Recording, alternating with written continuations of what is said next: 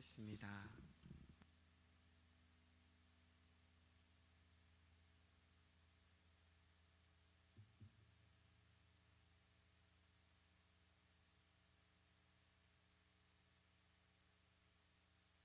절 말씀, 2절의 말씀입니다. 시작.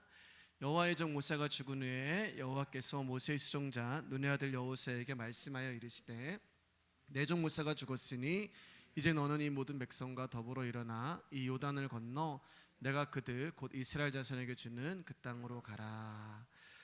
우리 정전 운사님 죽음은 완성이다라고 하는 말씀으로 제목으로 말씀 나눠주시겠습니다. 강두사 고시에 이제 합격을 했잖아요. 그런데 저희 합동측은 이제 가을에 인허라는 것이 있습니다. 목사는 이제 안수를 받고 강두사는 인허를 하는데 이제 가을에 강두사 인허를 받으면 그때 이제 정식으로 호칭이 강두사님이 되고요. 그리고 강두사 인허를 받고 1년 있다가 이제 목사 안수를 받으면 그때는 이제 목사님이 되는 것입니다. 그래서 아직은 호칭은 우리 주원 전사님이라고 그렇게 불러주시면 감사드리겠습니다. 정전 운사님 나오셔서 죽음은 완성이다라는 제목으로 은혜 나눠주시겠습니다.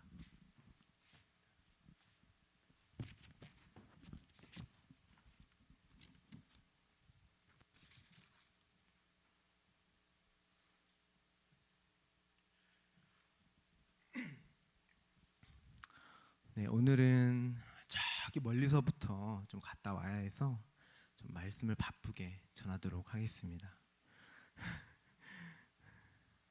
죄송합니다, 오늘도.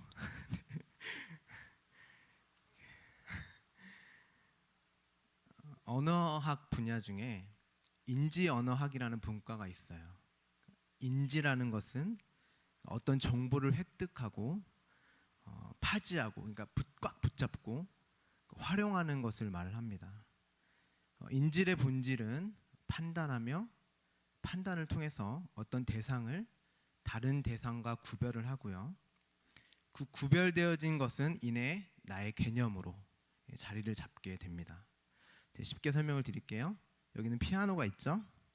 강대상이 있고 TV가 있습니다. 이런 것들을 어떻게 여러분은 개념화해서 저게 어떻게 피아노고 강대상이고 TV고 어떻게 마음으로 생각으로 가지고 계시죠? 마음으로든 생각으로든 인간은 감각을 통해서 그러한 것들을 받아들이게 되는데요.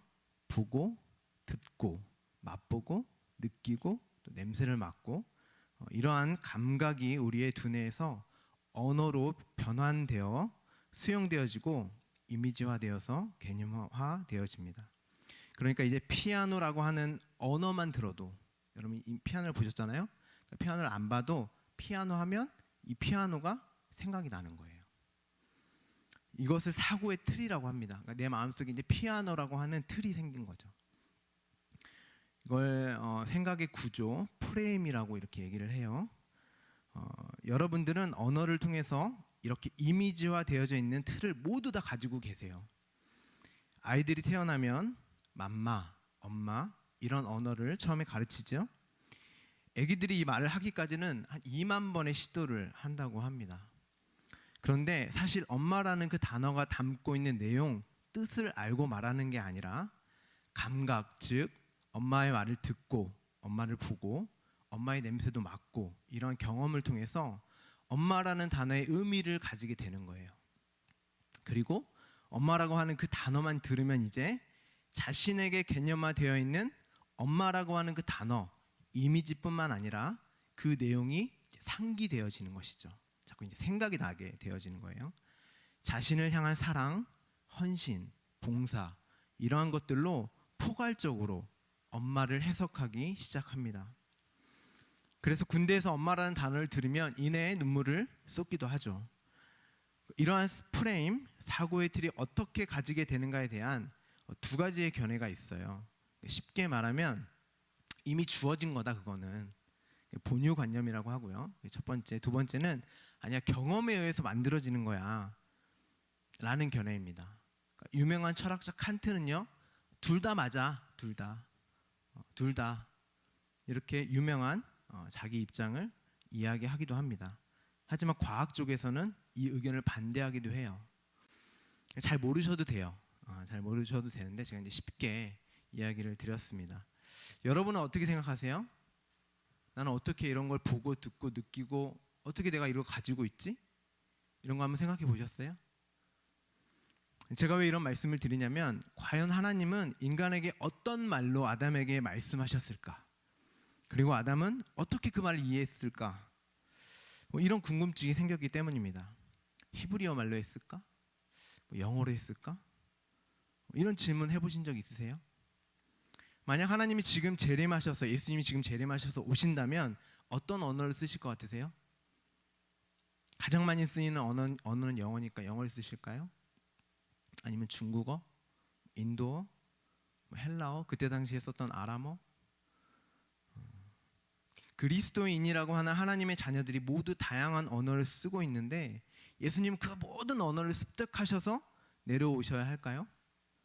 아니면 방언으로, 뭐 영적인 언어라고 하죠. 방언으로 말씀하시면 우리는 그걸 알아들을 수 있을까요? 궁금하시죠?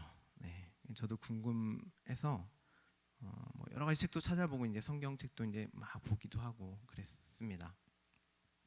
예수님은 이렇게 말씀을 하세요. 요한복음 6장 63절입니다. 짧은 구절이니까 함께 봉독할게요. 살리는 것은 영이니 육은 무익하니라. 내가 너희에게 이른 말은 영이요 생명이라. 예수님의 말씀은 생명이다. 그러니까 예수님의 말씀은 생명을 담고 있다는 이야기예요. 예수님의 말씀은 반드시 생명의 차원에서 이해해야 한다는 것을 말씀하고 계시는 것입니다. 그런데 어느 누가 예수님의 말씀을 이해했나요? 예수님이 이 땅에 오셔서 여러 가지 말씀을 하셨잖아요. 그 생명의 말씀을 받아들였나요? 아무도 이해하지 못했고 받아들이지 않았습니다. 제자들까지요. 그 당시에 사용되어지는 언어로 말했는데도 그 내용을 이해를 못했어요. 그러니까 사실상 그 언어가 중요한 게 아니라, 그러니까 어떤 언어를 사용해서 우리에게 말씀하냐가 중요한 게 아니라 예수님이 말씀하셨을 때 우리가 그 말을 알아듣는가, 생명 차원의 것으로 이해하고 받아들일 수 있는가가 중요한 것이라는 것입니다. 제자들까지 다들 예수님을 자신들이 원하는, 자신들이 바라는 바를 이루어주고 도움을 주는 정도로 이해를 했지, 예수님이 이 땅에 내려오신 이유에 대해서 아는 이가 아무도 없었습니다. 알 수도 없었고 알아서도 안 됐어요. 왜냐하면 십자가를 지시기 전이잖아요. 그렇죠? 십자가를 지시지도 않았는데 예수님의 그 말씀을 생명의 말씀으로 알아버리는 자가 있다면 십자가는 지실 필요가 없어요. 그렇죠? 십자가를 안 졌는데도 구원받는 자가 있다고 하면 십자가는 안 져도 되는 거죠. 가르치면 되니까. 말로 해서 알아듣는데 뭐하러 십자가를 지세요? 그런데 십자가는 이미 창세전에 하나님과의 언약 안에서 이미 지시기로 작정이 되어 있으셨어요. 우리 에베소서 1장 4절 다 아시죠? 창세전에 그 모든 언약이 약속되어졌다. 그걸 이제 구속 언약이라고 하는데 하나님과 성부와 성자 간의 언약이라고 그렇게 말을 합니다. 그러니까 인간의 능력으로는 그 말씀을 이해해서도 안 되는 것이었어요. 그건 인간의 능력으로는 불가능한 일이었습니다. 그 말씀을 생명으로 이해하고 받아들일 수 있는 능력이 인간에게 조금이라도 있다면 굳이 예수님이 십자가를 지시지 않고도 피조물이 구원에 이를 수 있잖아요. 그런데 예수님은 이를 완강히 부인하십니다. 그런 일은 있을 수 없다. 절대 있을 수 없다. 마태복음 16장 21절입니다. 24절까지 우리 한번 봉독해볼까요? 시작. 이때로부터 예수 그리스도께서 자기가 예루살렘에 올라가 장로들과 대제사장들과 서기관들에게 많은 고난을 받고 죽임을 당하고 제3일에 살아나야 할 것을 제자들에게 비로소 나타내시니 베드로가 예수를 붙들고 항변하여 이르되 주여 그리 마옵소서 이 일이 결코 주께 미치지 아니하리이다. 예수께서 돌이키시며 베드로에게 이르시되 사단아 내 뒤로 물러가라. 너는 나를 넘어지게 하는 자로다. 내가 하나님의 일을 생각하지 아니하고 도리어 사람의 일을 생각하는도다 하시고 이에 예수께서 제자들에게 이르시되 누구든지 나를 따르거든 자기를 부인하고 자기 십자가를 지고 나를 따를 것이니라. 여기에 보시면 베드로가 항변하다라고 이렇게 한국어로 번역을 했는데요. 정확히 번역하면 꾸짖다입니다. 꾸짖다. 예수님을 꾸짖는 거예요. 힐책하다. 그러니까 베드로가 스승이신 예수님을 꾸짖는 장면이 지금 등장합니다. 안 된다는 거죠. 십자가에 달려 죽으시면 안 된다는 거예요. 왜 그랬을까요? 아니, 내가 예수님을 따라 나오기까지 모든 것을 버리고 희생도 하고 주님을 따라왔는데 주님이 죽으시면 안 되죠. 죽으시면 안 된다는 거예요. 사실 베드로가 다 버렸나요, 여러분? 사실 버리지도 않았어요. 예수님이 십자가에 돌아가시자마자 다시 고기 잡으러 배 타러 가잖아요. 어디다 숨겼는지는 모르겠지만 한번 다시 배를 타고 고기를 잡아요. 인간들은 다 이렇습니다. 베드로를 보세요. 베드로는 교회의 대표입니다. 어디선가에 숨겨놨는지 이내 고기를 잡고 그런 모습을 보여줘요. 예수님은 베드로의 고백을 칭찬하지 않으시고 사단아라고 말씀을 하세요. 여기서 예수님이 말씀하신 사단은 대적자라는 뜻인데요. 지금 교회의 대표인 베드로가 하나님의 말씀, 하나님의 뜻과 계획을 막아서고 있는 그 일이 대적하는 일이기 때문에 사단아라고 부르고 있는 것입니다. 저도 예전에는 그랬던 것 같아요. 내가 죄를 짓지 않았으면, 내가 하나님의 말씀을 잘 지키고 순종했다면 예수님이 십자가에 달려 돌아가시지 않았을 텐데라고 생각을 했던 적이 있었던 것 같아요. 그래서 수련회 가며 자책하고 울고, 나 이렇게 죄인일까? 내가 조금만 성숙하고 내가 조금만 더 나은 자였더라면 예수님이 십자가에 달려 돌아가시지 않으셔도 됐을 텐데. 그런데 예수님은 그게 사단이야, 대적자야 라고 말씀을 하세요. 너가 나를 넘어지게 하는구나. 내가 십자가에 죽는 것이 하나님의 일이거늘 어찌 사람의 일을 생각하느냐 라고 말씀을 하세요. 베드로가 왜 예수님이 죽으면 안 된다고 생각했을까요?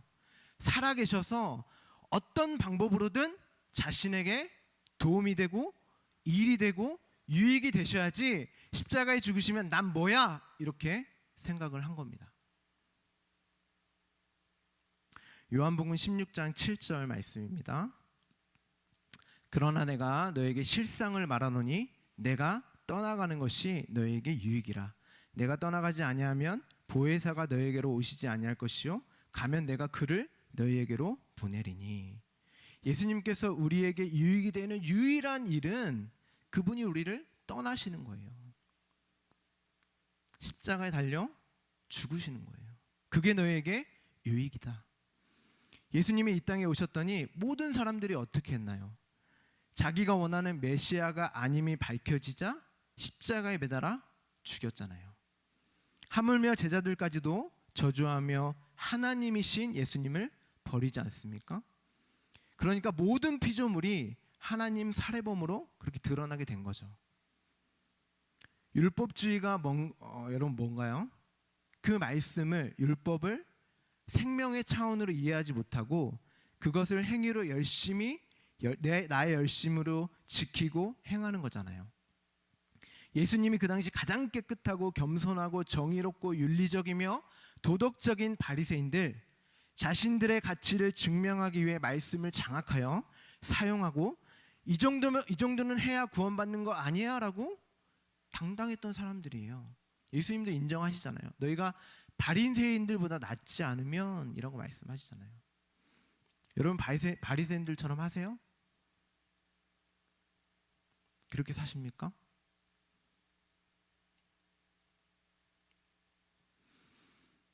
그런데 예수님은 그들에게 독사의 자식들아, 그거 아니야. 그렇게 해서 생명을 얻는 게 아니라 나를 믿어야 돼 라고 말하니까 십자가에 달려 죽여버렸어요. 왜 자기의 행위를 무시한다는 거죠? 왜 나의 행위를 가치 없게 여긴다는.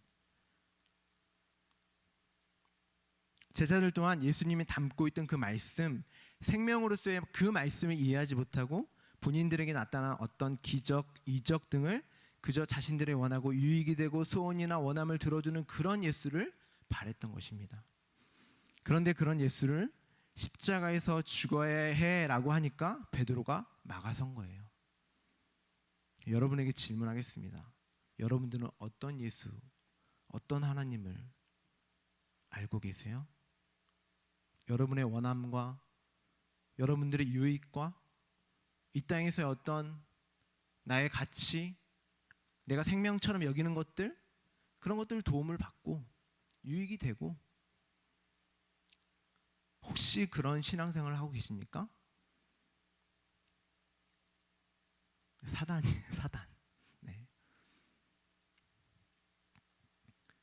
예수님이 베드로에게 이렇게 말씀하십니다. 너가 나를 3번 부인할 거야 라고 말씀을 하세요. 지금 네 눈앞에 있는 예수는 나는 3번은 완전입니다. 완전히 부인되어야 해. 너가 원하는 예수, 네가 바라는 예수는 우상이야. 그 예수는 완전히 너에게 있어 부인당해야 하는 예수란다라고 가르쳐 주시는 것입니다. 그렇게 모든 인류가 한 사람도 빠짐없이 예수를, 하나님을 죽인 살해범으로 그렇게 드러나게 되었잖아요. 여러분은요? 저를 포함한 거죠. 마찬가지죠. 하나님을, 예수님을 살해한 살해범이잖아요. 아닌데요? 저는 그런 거 바란 적 없는데요? 아니에요. 모든 인류가 그렇게 드러났다니까요. 예수님이 이 땅에 오신 목적은 그거였어요. 죽기 위해서 오셨어요. 저와 여러분을 하나님 살해범으로 드러내기 위해서 오셨다니까요. 그게 죄야를 가르쳐 주시기 위해 오셨던 것입니다. 그런데 오늘날 여전히 교회에서 이런 예수를 가르치고 섬기고 있어요. 나를 위한 예수를 섬기고 이름만 예수지 그냥 우상을 섬기고 있는 거예요.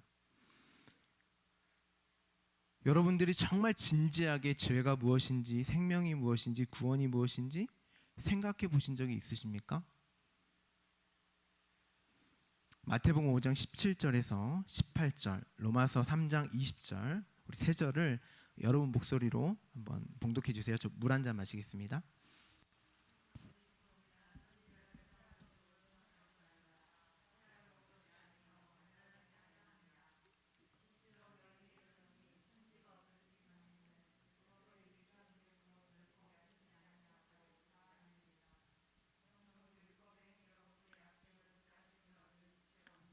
율법으로는 죄를 깨달음이니라.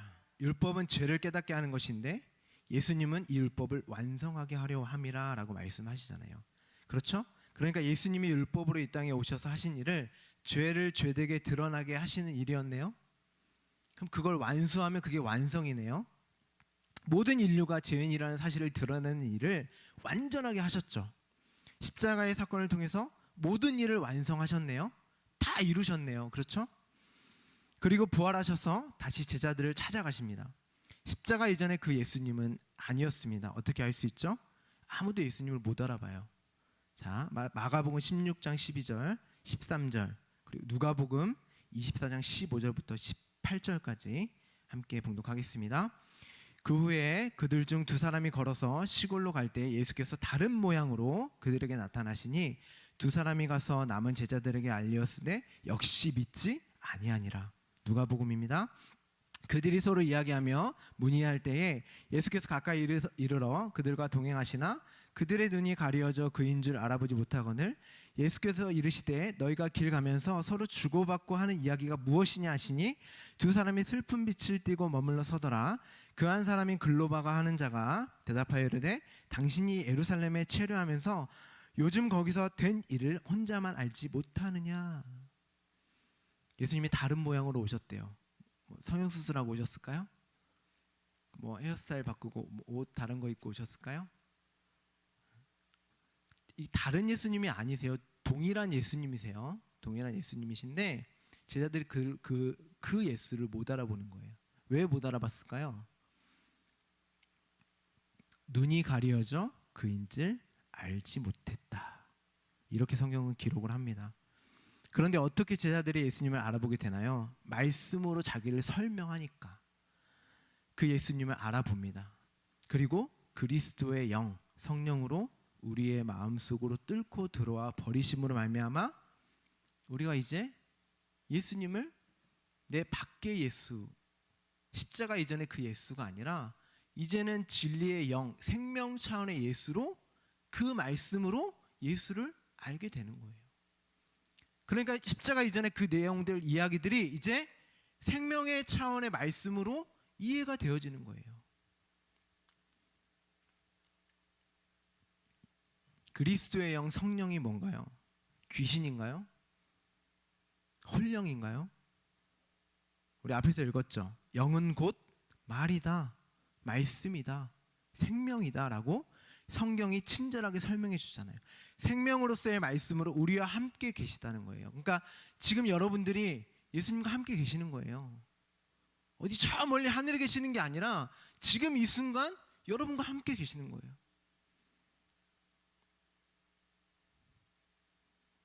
이것도 다 예언이 되어 있던 거예요. 예레미야 31장 31절 33절 말씀입니다. 여호와의 말씀이니라. 보라, 날이 이르리니 내가 이스라엘 집과 유다 집에 새 언약을 맺으리라. 이 언약은 내가 그들의 조상들의 손을 잡고 애굽 땅에서 인도하던 내던 날에 맺은 것과 같지 아니할 것은 내가 그들의 남편이 되었어도 그들이 내 언약을 깨뜨렸음이니라. 여호와의 말씀이니라.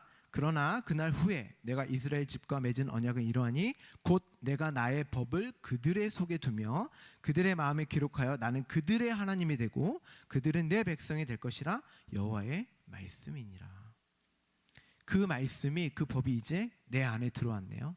그죠? 내 밖에. 예수님이 율법으로 완성하시기 이전에는 내가 죽어라고 애쓰고 지키고 행하고 했었던 것인데 이제 그 법이 내 안에 들어오니까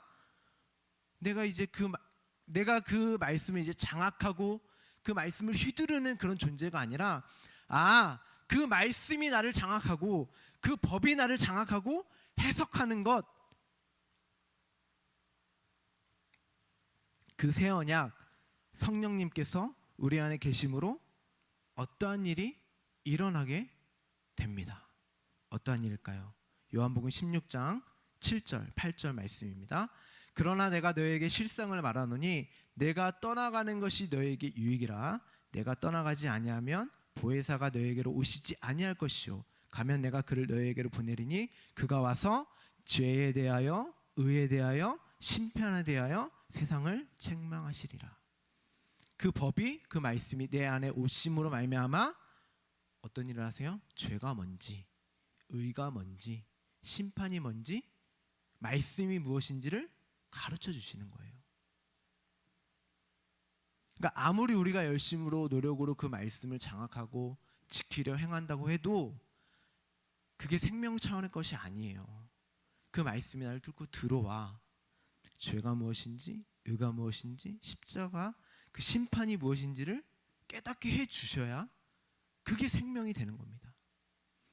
그리스도의 영이 내 안에 오셔서 하는 일, 그 일, 이것이 예수를 믿는 것이고 기독교인 거예요.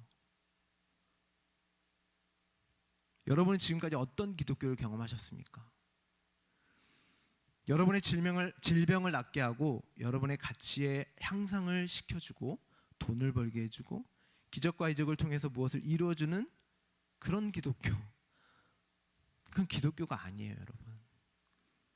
그 말씀이 오셔서 다시 한번 말씀드릴게요. 죄가 무엇인지, 의가 무엇인지, 심판이 무엇인지를 가르쳐 주신다고 말씀하잖아요. 그럼 그 말씀이 곧 영이요 성령이니까 나에게는 뭐예요? 말이요 영이 뭐예요? 생명. 그게 구원이잖아요, 여러분. 이 사실을 알았다면 이제 더 이상 우상으로서의 예수를 섬기면 될까요, 안 될까요? 안 되죠. 그렇죠? 많은 사람들이 우상으로서의 예수를 섬기고 있어요. 이스라엘 백성들이 하나님 만들어봐 하니까 소 만든 것처럼 그냥 예수님의 어떤 나타난 그대로를 받아들이려고 하니까 나를 위한 예수로 그 소를 또 예수를 소 삼아 기독교라고 이름 붙이고 예배드리고 지키고 행하고 이런 많은 일들을 하고 있다는 것입니다. 진짜 섬김은요, 내 안에 계신 예수가 하신 일, 그 사랑을 알아들이고 그 사랑을 누리시면 돼요. 뭘 하는 게 아니에요, 여러분들이. 그러한 자들을 아들이라고 해요. 아들. 하나님과 하나님 아버지와 아들의 관계가 주인과 종의 관계가 아니잖아요. 아들은 아버지를 누리는 거예요. 종이 아니에요. 열심을 내서 막 하고 나니까 힘들어. 허탈해. 저는 정말 많이 봤어요. 제 주위에 다 교회 다니시잖아요. 한 명도 누리시는 분을 본 적이 없어요. 하면서 불평하고 불만하고 근데 또 나가서 해. 왜 그거 안 하면 벌 받을까 봐. 아니 그거 하는 일이 내 가치를 상승시켜 주는 거. 교회에서 인정받는 거거든. 다들 탕자의 비유에 나오는 첫째 아들처럼 아버지의 그 사랑보다 그 아버지가 가지고 있는 능력, 소유, 재산을 원했잖아요. 근데 그 능력, 소유, 재산이 없으면 그 아들은 아버지를 죽인다니까요. 예수님 십자가에 달려 무기력해 보이니까 그 예수님을 죽였던 것처럼, 제자들이 버렸던 것처럼, 그런 지금 이 시대에도 그러한 예수를 우상으로 섬기는 자들은 예수님이 그 능력 없으면, 하나님이 그 힘 없으면 그 하나님 죽이게 된다니까요. 바리새인들과 제자들이 예수를 죽였던 것처럼 둘째 아들은 반대로 둘째 아들은 세상에 던져져 살아보니까 나는 아버지와 연합되어 그 아버지를 누리고 사는 게 최고구나 라는 사실을 알게 되었어요. 그에게 있어서 세상은 돼지 쥐염 열매와 같았습니다. 그런데 우리는 그 돼지 쥐염 열매를 달라고 떼쓰는 게 신앙생활이고 잘하는 일이고 열심히 하고 있다고 착각을 하고 있어요. 아닙니다, 여러분. 그 아버지와 하나가 되어 연합되어 그 아버지의 사랑을 충분히 누리시고 경험하시면 되는 거예요. 그게 기독교예요. 여러분 누리고 계세요? 누리고 계세요? 네, 저희 교회 와서 누림이 이제 막 시작됐죠, 그렇죠? 네, 너무 감사한 것 같아요. 예수님은 십자가에 달리시고 다 이루었다라고 말씀하신 후에 죽음을 맞이하세요. 이 완성으로서의 죽음, 오늘 제목이잖아요. 죽음은 완성이다. 그 죽음이요 헬라어로 텔레오 또는 다나토스라는 단어를 사용을 해요. 헬라어에는 죽음이라는 단어가 여러 개 있어요. 그런데 그 중에 완성이라는 뜻을 가지고 있는 죽음이라는 단어를 씁니다. 인간들이 정의하는 그 죽음, 보통 죽음은 사망은 아주 나쁘고 악하고 더럽고 추악한, 그렇게 정의를 하잖아요. 여러분도 그렇게 혹시 생각을 하시나요? 두려워, 떨려. 저도 사실은 그래요. 왜? 경험해보지 않았으니까. 그런데 성경은요 텔레오나 이 다나토스, 완성의 의미로 죽음의 그 단어를 사용해요. 실제로 그런 의미가 사용되어지지 않는 단어가 헬라어에도 있어요. 그런데 그런 의미를 가지고 있는 단어를 사용하지 않고 이 완성의 의미의 단어를 사용을 합니다. 그러니까 예수님의 죽음은 사실 우리가 슬퍼하고 괴로워하고 그런 죽음이 아니라 오히려 마땅히 죽으셔야 할 언약의 완성으로서 그 의미로, 그 내용으로 그 죽음을 이해하는 게 맞다고 봅니다. 그래서 향유옥합을 가지고 있는 여인이 깨뜨려서 예수님의 머리에 붓잖아요. 그건 장사, 죽음을 준비하는 거라고 예수님이 말씀하시죠. 그래, 내가 죽어야지 너희가 살지. 바로 그거야. 그게 믿음이지 라고 말씀을 하신 거예요. 그 우상으로서의 예수, 율법으로서의 그 오해된 예수가 십자가에 달려 죽으심으로 내가 살게 되는 그 복음의 이야기를 담고 있는 거예요. 재산을 다 팔아서 예수님께 바치라는 그런 의미가 아니라. 그런데 예수님은 그 십자가를 너희도 지고 나를 따르라라고 말씀을 하세요. 이게 어떤 의미일까요? 어떤 의미일 것 같으세요? 십자가를 만들어서 지고 다니란 얘기인가요? 목걸이라도? 네? 목걸이라도 만들어서 십자가를 지라는 의미일까요? 우리도 예수가 죽으신 그 죽음으로 끌고 가겠다는 그 말씀이에요. 예수님이 죽으신 그 완성의 의미의 죽음, 그 죽음을 너희도 경험하게 될 거야. 예수님 믿기 싫어지시죠? 죽는다고 하니까. 근데 어쩌겠어요. 이게 기독교인데.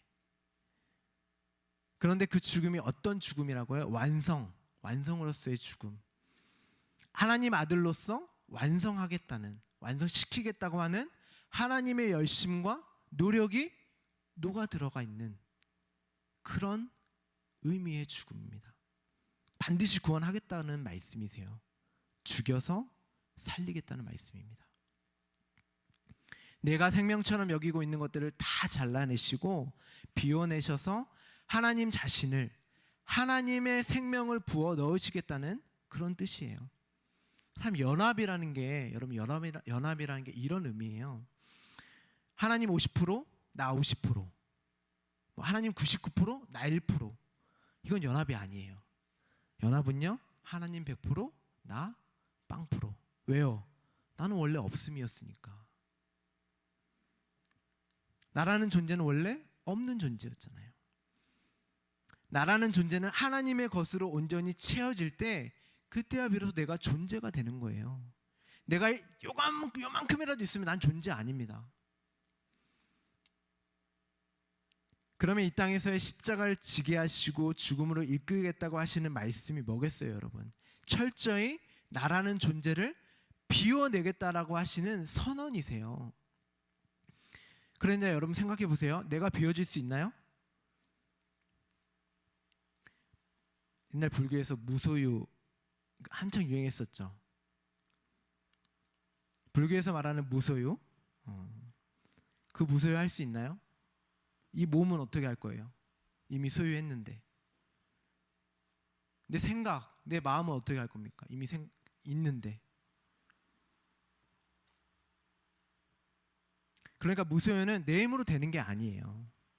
수행해서 고행해서 되는 게 아닙니다. 여러분, 무라는 것은요, 없는 게 아니라요, 진짜 있는데 우리가 알 수 없는 거예요.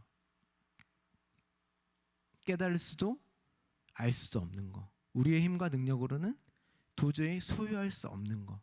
그게 무입니다. 진짜 무를 소유하려면 어떻게 해야 되죠? 그 알 수 없고 소유할 수도 없는 그 무가 나를 찾아와 자기를 계시하고 내 안에 뚫고 들어오시면 내가 그 무를 소유하게 되는 거예요. 그게 진짜 무소유입니다, 여러분. 왜? 그분으로 나를 가득 채워주시니까.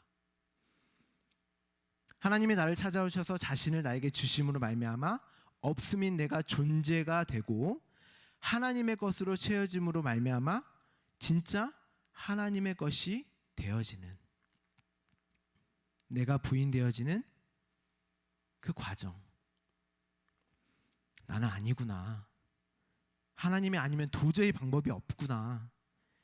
자신에 대한 절망과 실망과 비참함을 처절하게 우리의 인생을 통해서 경험하게 되는 것입니다.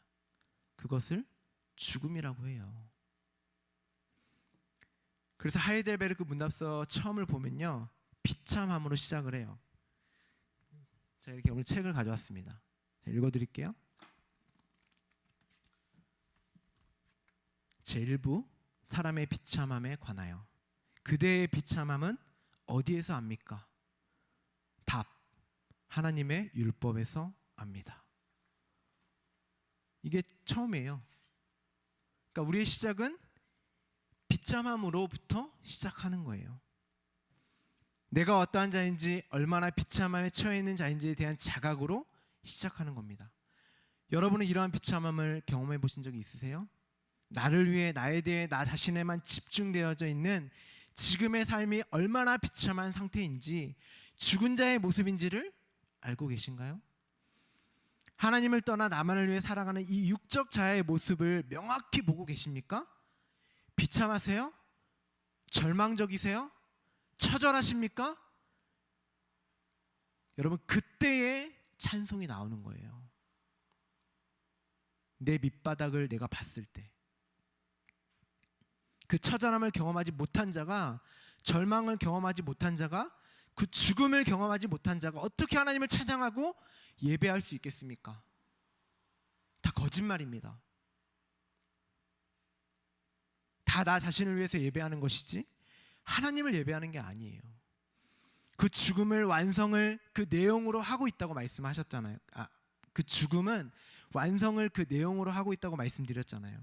그런데 또 죽음은 부활, 생명을 전제하고 있네요.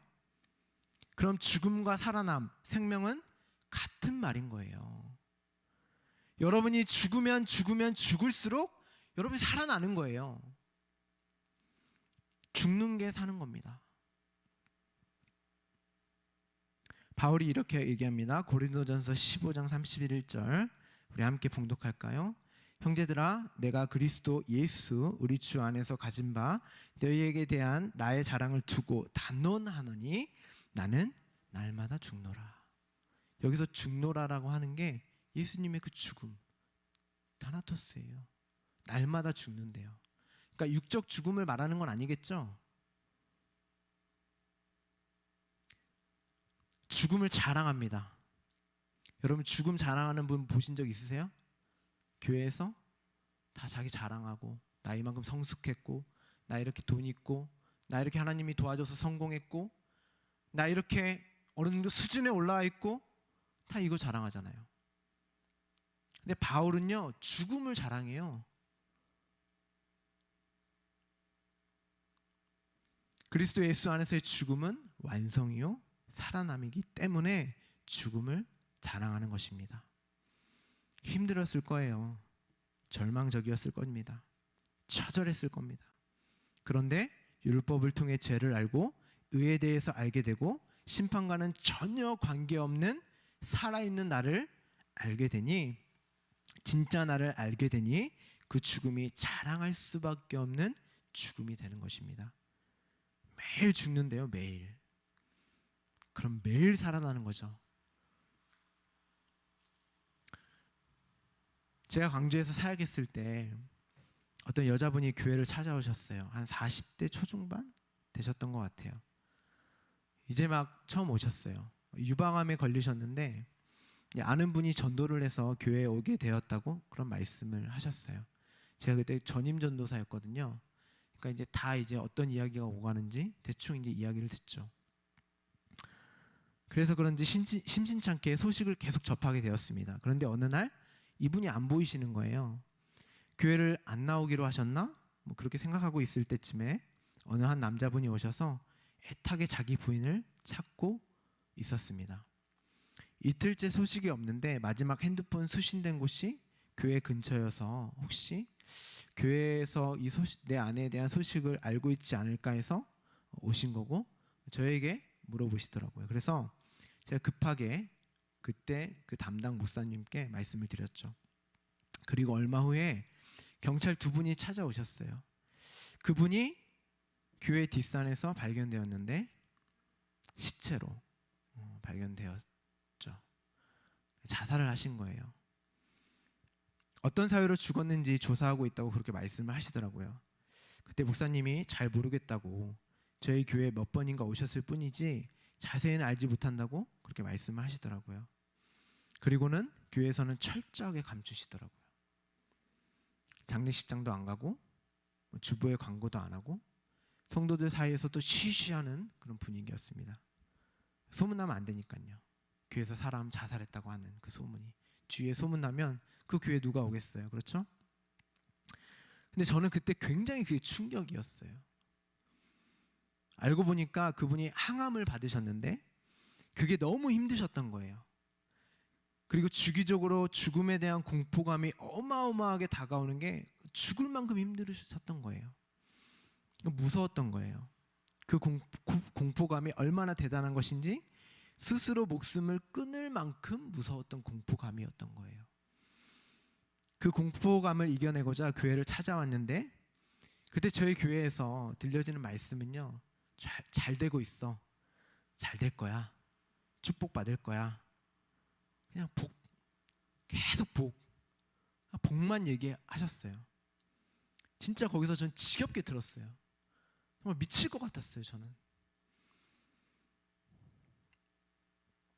근데 그 여자분에게 그 복은 자기와 아무런 관련이 없는 거예요. 앞에서는 잘 될 거야 라고 말을 하고 있는데 자기는 이렇게 절망스럽고 고통스럽고 공포스러운데 전해주는 말과 자신이 처한 상황과는 너무나 정반대인 거죠. 그래서 여기도 아니구나. 기독교에도 생명이 없구나. 그리고 그 죽음의 공포감을 이겨내지 못하고 스스로 목숨을 끊으셨던 것입니다. 저는 그때 느꼈어요. 아, 이 사람들은 복음에 전혀 관심이 없구나. 그저 예배하는 이유가 자신들이 잘되고 복받기 위함이구나. 그때 저는 결심을 했습니다. 나는 이러지 말아야지. 한 번의 말씀을 전하더라도 생명의 말씀을 전해야지. 그리고 만약 내가 사역을 하게 된다면 이 생명의 말씀을 듣고자 하는 한 사람이라도 있다면, 이 말씀을 원하는 곳이 있다면 거기가 내가 있을 자리임을 다짐하고 또 다짐했습니다. 그리고 나서 제가 2년 전쯤에 안산으로 이제 이사를 왔잖아요.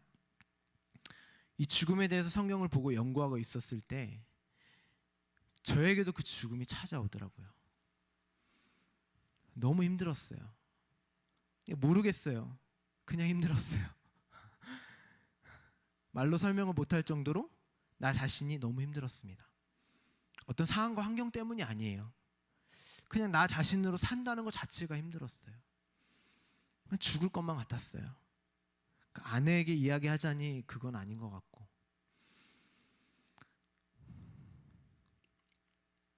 주위에 이야기를 하자니 전도사가 힘없고 죽을 것 같다고 힘들다고 이야기하면 되냐? 우습게 여기고 가볍게 여길 것 같아서 이야기를 못 하겠더라고요. 제가 철학을 공부한다고 했을 때 아내 빼고 모든 사람이 다 반대를 했거든요. 미쳤대요, 저보고. 그때 담임 목사님을 포함하여 제 주위의 모든 이들이 어이없어 했습니다. 왜 빨리 과정을 끝내고 사역을 해야지, 너는 목회하기 글렀어. 그렇게 말을 하시더라고요. 심지어 저희 장인 어른께서는 철학 공부를 한다고 결혼을 허락하시지 않으셨어요. 이유는 그거였어요. 저라도 가진 것 없고 목사로서 가능성이 없어 보이는데, 능력도 없는데 내 딸을 준다는 게 가당치도 않겠죠. 이해는 했어요. 충분히 그러실 수 있겠다. 그런데도 저는 해야만 했어요. 왜요? 저는 사역이 문제가 아니었어요. 제가 살고 봤어야 했거든요. 그 진리를, 생명을 명확히 알고 싶었어요. 그렇다고 뭐 철학을 한다고 알아지는 것도 아닌데, 그죠? 근데 그때 당시는 절실했어요. 회하고 싶지 않았어요. 그런데 그렇게 한번 사람들로부터 거절, 무시, 뭐 그렇게 대우를 받아본 경험이 있다 보니 저도 내가 지금 처해 있는 이 죽을 것 같은 상황을 감추게 되더라고요.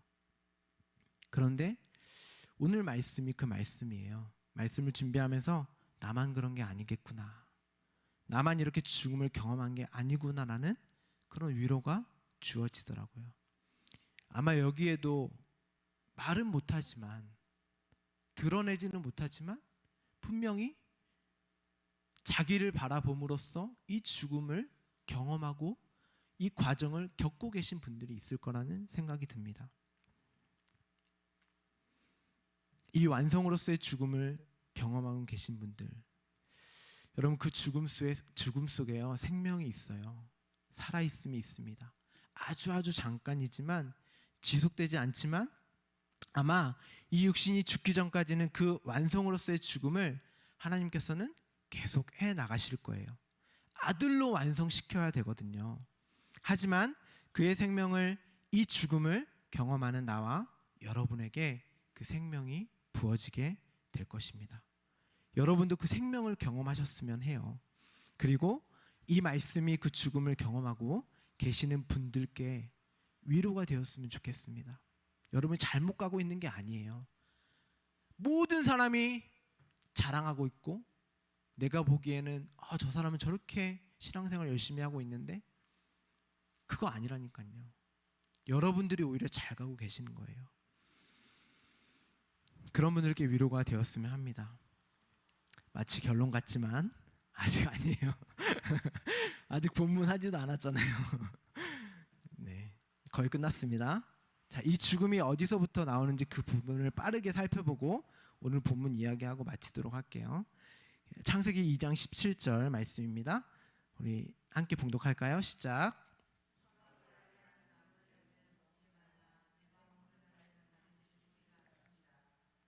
여기서 등장하는 죽으리라가 원어를 보면 죽고 죽으리라.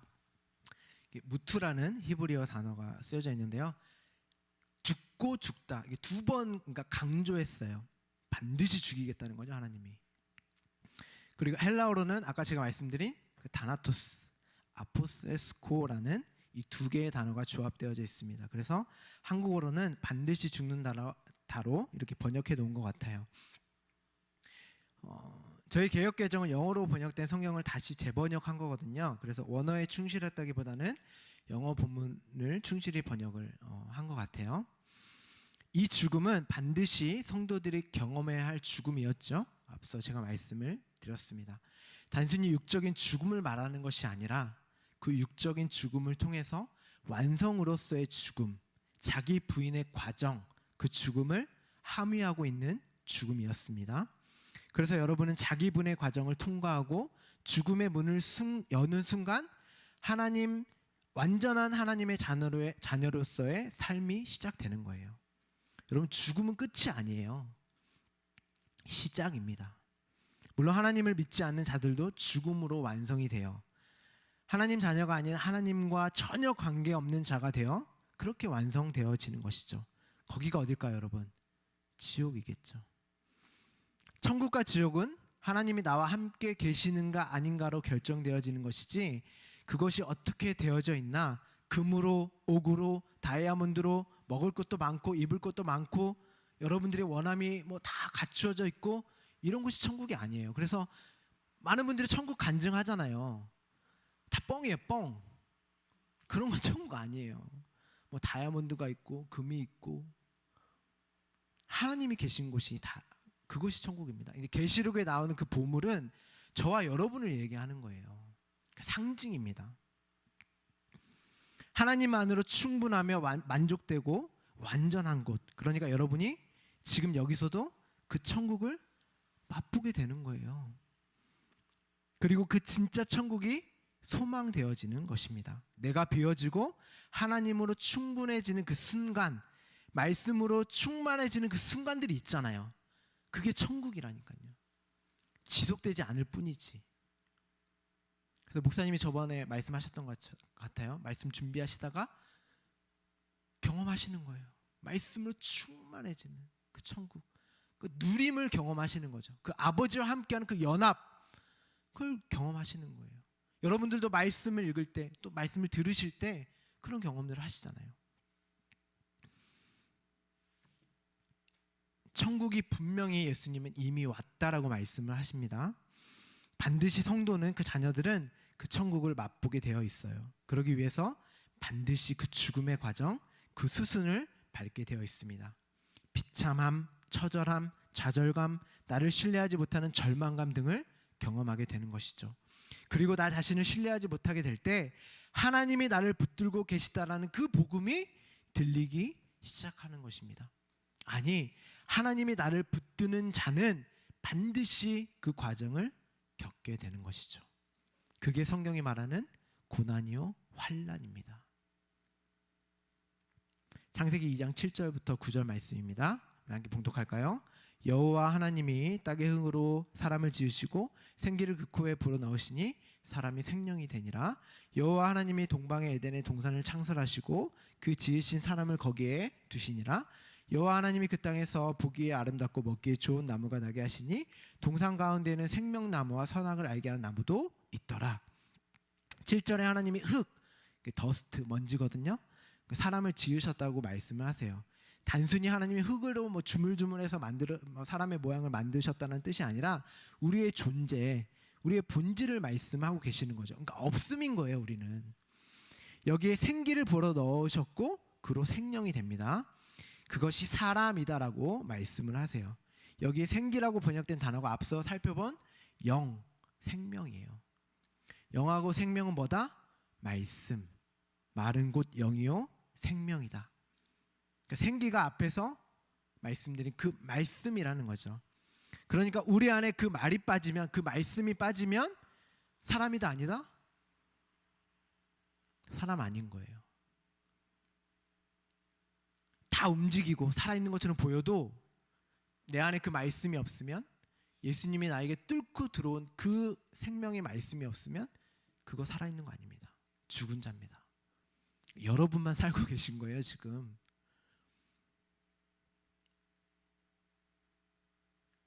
성령님이 여러분 안에 계시잖아요. 생명이 여러분 안에 있으시잖아요. 그런데 이 생명이 말이 저와 여러분을 어디로 몰고 가는지 한번 보세요.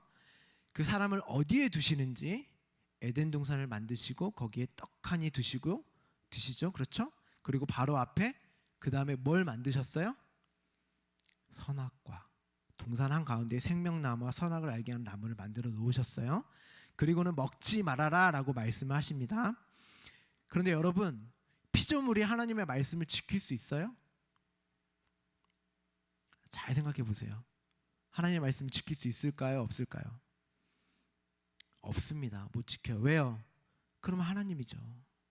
하나님의 말씀을 지키면 다 하나님의 말씀 내가 할 수 있으면 내가 하나님이죠. 하나님의 말씀은 행동으로 지키라고 준 게 아니에요. 하나님의 말씀은 하나님만 지킬 수 있어요. 그래서 예수님이 오셔서 그 말씀을 완성하신 거예요. 완전하게 완벽하게 완성하실 수 있는 분은 하나님 한 분뿐이세요. 그런데 지키라고 하는 말이 떨어졌어요. 그죠? 그러니까 여기서 중요합니다. 조금 어려울 수 있는데 여러분 잘 들어주세요. 여러분 제가 앞서 인지언어학이라는 학문에 대해서 말씀을 드렸죠. 인간은 감각을 통해서 정보를 받아들이게 되는데 보고, 듣고, 맛보고, 느끼고, 냄새를 맡는다고 했어요. 대부분 이러한 감각이 우리의 두뇌에서 언어로 변환되어 수용되어지고 이미지화되어서 개념화되어진다고 말씀을 드렸습니다. 이거를 프레임이라고 말씀드렸어요. 하나님이 인간을 만들고 가장 먼저 주신 게 뭐예요? 나무잖아요. 선악과. 생명나무잖아요. 아담은 이 나무를 보고 이내 언어로 변환되어 수용했을 테고 이미지화되어서 개념화되어졌을 거예요. 그러니까 내 안에 하나의 사고체계 프레임화 되었을 것입니다. 그런데 인지언어학에서 재밌는 이론이 있어요. 뭐냐면 사람의 뇌는 부정의 개념을 이해하지 못한다는 거예요. 이게 무슨 말인가? 인지언어학의 창시자 조지 레이코프라는 이 교수는요, 이런 이론을 설명을 합니다. 제가 여러분께 어떤 말을 할 거예요. 잘 들어보세요. 여러분 코끼리를 생각하지 마세요. 코끼리는 생각하지 마세요. 라고 하면 어떤 생각이 드시나요? 코끼리 생각하지 말아야지 하면서 코끼리가 자연스럽게 생각이 나죠. 그죠? 코끼리가 프레임화되어 있지 않는 사람에게는 코끼리는 생각하지 않을 수 있지만 개념 자체가 없으니까요. 그런데 저와 여러분은 이미 코끼리를 너무 잘 알고 있잖아요. 그런데 코끼리를 생각하지 말라고 하면 생각 안 할 수 있나요? 우리는 지금 프레임화, 개념화, 이미지화 되어 있는 뇌에게 뭘 하지 말라고 할 수가 없어요. 이미 내 안에 있는데 어떻게 그걸 안 해요? 하지 말라고 하면 오히려 강조하는 효과가 나요. 여러분도 아마 이런 경험이 있으신 분들이 있을 거예요. 뭐 하지 말아야지 하면 더 생각나고 더 하고 싶고 막 이러죠. 이거 보지 말아야지 하면 더 막 생각나잖아요. 뇌는 부정하면 할수록 오히려 그것을 더 강조하게 되고 그것을 오히려 더 생각나게 합니다. 이 교수가 이런 실험을 했어요. 원숭이에게 어떤 물체를 집으면 그 원숭이의 뇌가 어떤 부분이 활성화가 됐대요. 집으면 이 부분의 뇌가 활성화가 됐대요. 그래서 매 연습을 시키다가 이제는 집지 마라고 하는 훈련을 시켰대요. 그러면 집으라고 했던 그 뇌는 활성화하면 안 되잖아요. 그죠? 집지 말라고 했으니까. 그런데 집지 말라고 하는데도 집으라고 하는 그 뇌가 계속 활성화가 되는 거예요. 그러면서 이런 말을 합니다. 물체를 잡지 않게 하려면 물체를 집는 일, 잡는 일이 무엇인지를 생각해야 된다는 거죠. 그러니까 제가 이거를 잡지 않으려면, 안 잡으려면 내가 이걸 잡는 게 어떤 건지를 알아야 된다는 거예요. 제가 왜 이런 말씀을 드리냐면 하나님이 선악과 따먹지 마, 이미 나에게 프레임화, 이미 눈으로 내가 되어 있단 말이에요. 부정되어지면 이미 강조가 되는 거예요.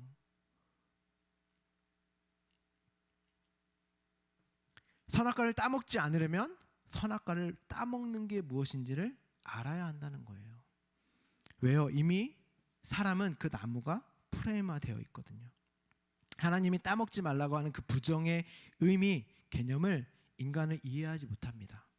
그것을 이해하려면 어떻게 해야 돼요? 선악과를 따먹어야 돼요.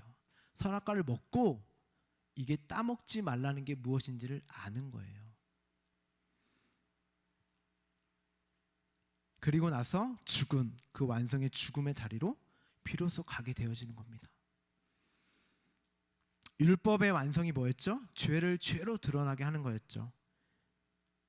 선악과가 그 역할을 잘했네요. 그렇죠? 우리의 본질 피조물로서의 나를 보게 했잖아요. 아, 나는 하나님의 말씀을 지킬 수 없는 자가 아니구나.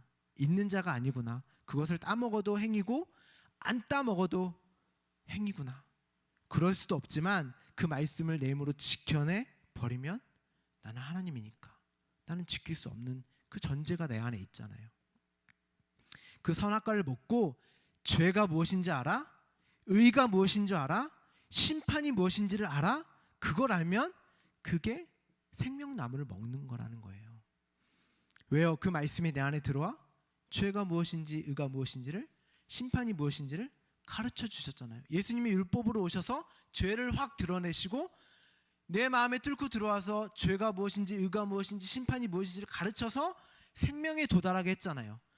선악과도 생명나무도 마찬가지인 거예요. 그런데 아직도 그 말씀을 지켜보겠다고, 어떻게든 착하게 살아보겠다고, 선하게 살아보겠다고 열심을 부리게 만드는 게 교회의 본질인 줄 안다니까요. 착하게 사시지 말라는 거 아닌 거 아시죠? 착하게 살아야죠. 그런데 이 내용을 모르고 하는 모든 선한 일은 하나님 앞에서 악입니다. 죄예요.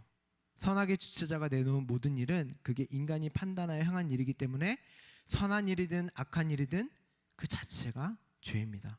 그런데 사람들은 그거 가지고 하나님 앞에서 나 잘했죠? 칭찬과 상을 받기를 원한다니까요. 진짜 선, 하나님만 선하시다라고 말씀하시잖아요. 그것은 그가 뜻하시고 계획하시고 작정하신 일만 선한 일인 거예요. 여러분과 저를 아들 삼는 일, 그 과정에서 겪게 되는 모든 일이 선한 일입니다. 그렇기 때문에 여러분에게 있어서, 성도에게 있어서 죽음은 선한 일일까요? 악한 일일까요? 선한 거죠. 여러분이 가난해도 선한 거죠. 아프세요? 죄송하지만 그것도 선한 거예요. 인정하기 싫으시죠? 그런데 어쩌겠어요. 저는 이 말밖에 해드릴 수가 없어요. 구약의 모든 말씀, 율법, 계명, 신약의 예수님께서 하신 말씀, 그 외에 이렇게 저렇게 해라고 주어진 계명들은 여러분에게 지키라고 주신 게 아닙니다. 그러면 여러분은 생명으로, 아들로 완성되는 그 죽음이 아니라 그 행위로 얻게 되는 죽음으로 완성되어집니다. 드디어 오늘 본문입니다. 이스라엘 백성이 요단을 건너 약속의 땅으로 드디어 들어가게 됩니다. 40년의 광야 생활을 마치고 그들에게 주어진 땅으로 들어가는 것이죠. 그런데 잘 보시면 이스라엘의 약속의 땅으로 들어가는 게 모세가 죽었기 때문이라는 뉘앙스로 그렇게 말씀을 하세요. 이놈이 드디어 죽었다, 모세가. 신명기를 읽어보시면 모세가 얼마나 강건했습니까? 80이 넘는 이 노인이 얼마나 강건했는지 우리 신명기 34장 7절 한번 볼까요? 시작. 모세가 죽을 때 나이 120세였으나 그의 눈이 흐리지 아니하였고 기력이 쇠하지 아니하였더라. 기력도 쇠하지 않고 눈도 반짝반짝했는데 왜 죽냐고요. 거기서 모세가 죽었다라고 기록된 그 단어가 오늘 제가 말씀드린 완성이라는 단어예요. 완성. 그러니까 모세의 역할, 그 율법으로서의 역할, 그 역할이 완성되어지니까 이내 이스라엘 백성들이 언약의 땅, 가나안 땅으로 들어가게 되는 겁니다. 모세는 율법의 대표잖아요. 광야 시절 내내 모세가 어떤 역할을 했나요? 이스라엘의 불가능함을 폭로했잖아요. 너의 힘과 능력으로는 절대 내가 너의 하나님, 너희가 내 백성이 될 수 없어. 너희는 나를 섬길 수 없어. 완전히 자신들의 실체가 드러난 곳, 그것이 광야였잖아요. 모세는 율법으로서 죄를 드러내고 그들의 실체를 완벽하게 완성했다는 그 의미에서 그 완성으로서의 죽음이라는 단어를 쓰는 것입니다. 실제로 죽었을 거예요. 그런데 굳이 이 단어를 쓴다니까요. 그리고 하나님이 옳지, 너희가 이제 어떠한 자인지 알았어? 가나안 땅으로 들어가게 되는 겁니다. 그들이 언약의 백성이 되어서, 그들이 언약이 되어서, 그러니까 사실 그들이 밟는 땅이 언약의 땅이었어요. 왜요? 가나안 땅에 가서도 너희가 애굽처럼 사는구나. 거기가 또 애굽이 돼요. 나중에 보시면, 그렇죠? 그런데 잘 보세요. 율법과 은혜가 다른 것이었습니까? 만약 그렇다면 모세가 죽고 어디 저 멀리서 새로운 지도자인 여호수아가 나타나야 하는데, 여호수아도 율법의 시대에 같이 모세와 같이 함께 활동을 했잖아요. 율법과 은혜는 다른 게 아니에요. 동일한 은혜의 앞서 설명드린 선악과와 생명나무, 예수님의 이야기와 동일한 내용을 함께 담고 있어요. 또 설명하지는 않겠습니다. 여러분들은 어떤 말을 가지고 계세요? 여러분을 살리는 생명의 말을 가지고 계십니까? 아니면 여러분을 죽이는 악한 말을 가지고 계십니까? 오늘 말씀을 듣고 어떤 말이 자신에게 있는지 다시 한번 확인이 되어지고 위로가 되어지는 귀한 시간이 되었으면 합니다. 기도하겠습니다.